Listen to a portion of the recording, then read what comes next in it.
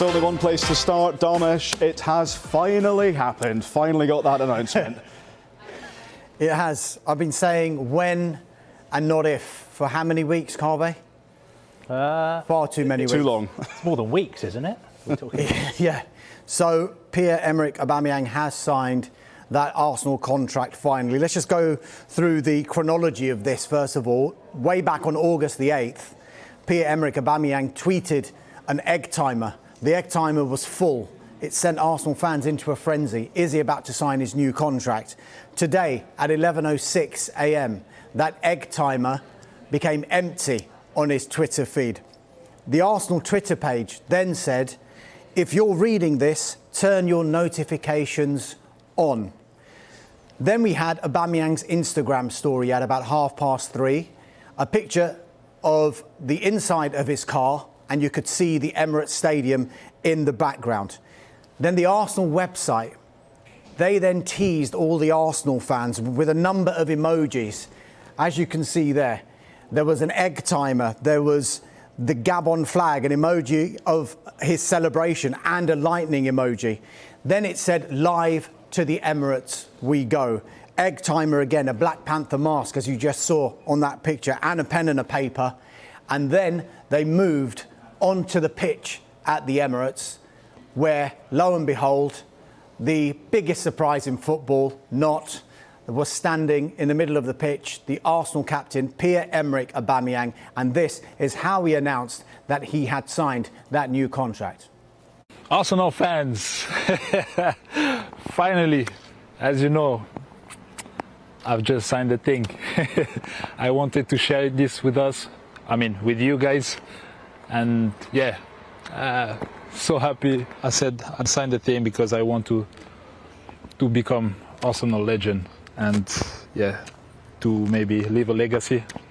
It's the time to work a lot to become a legend, I know, but for sure I will give my best as always. So yes, I've just signed the thing.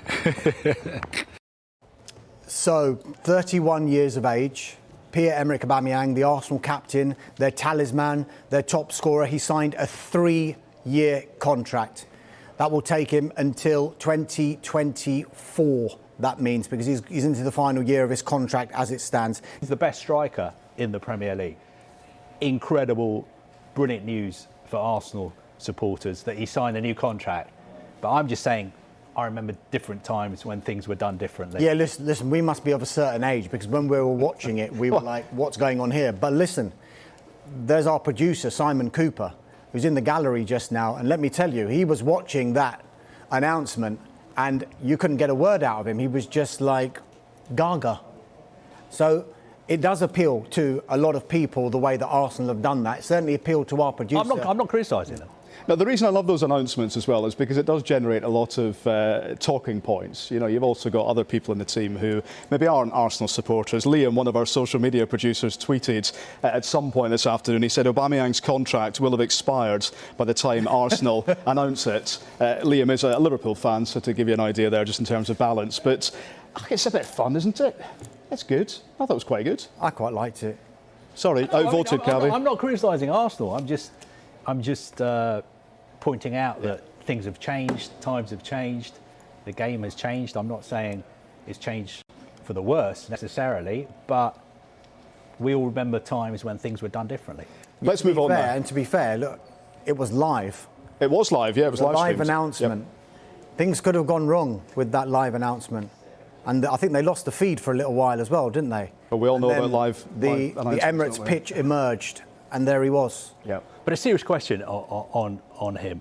Was there ever a chance that he would not sign that contract this summer? You cover Arsenal. Look, was that a possibility? I've spoken to a couple of people close to Arsenal today, and this represents a huge, huge deal, a huge coup for Arsenal, because I've been told, they won't tell me the clubs, but I'm told there were 2 major offers for Pierre-Emerick Aubameyang during this transfer window, which didn't get leaked out. We don't know which clubs were interested, but there were 2 big clubs who were in for Pierre-Emerick Aubameyang. So then you have to go and maybe give a bit of credit to Arsenal, Edu, and Mikel Arteta as well, because Mikel Arteta has always said it's not about whether Aubameyang wants to stay at Arsenal. We have to convince Pierre-Emerick Aubameyang that we have the ambition to fulfil his ambitions, that we're going to buy the right players for him to commit another 3 years to this football club, to make sure that he's going to be at a club that's going to be winning things. And I think, you know what, the FA Cup victory, that might have gone some way into persuading Pierre-Emerick Aubameyang the direction that Arsenal are going is the direction he wants to go in. I think you have to give a lot of credit now to Mikel Arteta, because he has effectively persuaded Pierre-Emerick Aubameyang that this is the place for him. I was just going to ask you how crucial Mikel Arteta was to Pierre-Emerick making this decision, but you've just answered the question. Crucial. We'd all spoken to Arteta, hadn't we, at some various stages over lockdown, and he was consistent, absolutely consistent, that Aubameyang was settled, it was all going to happen at some point, and it was close, then it was very close, and finally it has been announced. So let's move on now to another player, Dharmesh, and one player continually linked with a move away from Arsenal this summer, Lucas Torreira. Is this likely?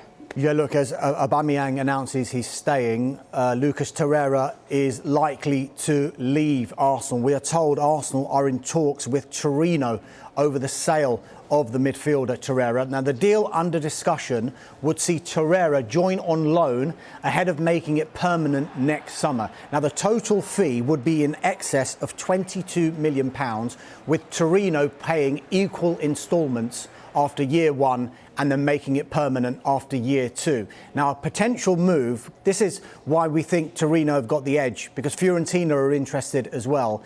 Torino are managed by Marco Giampaolo. Now, he was actually Torreira's head coach when Torreira was at Sampdoria, when Torreira moved from Sampdoria to Arsenal back in July 2018 for around £26 million.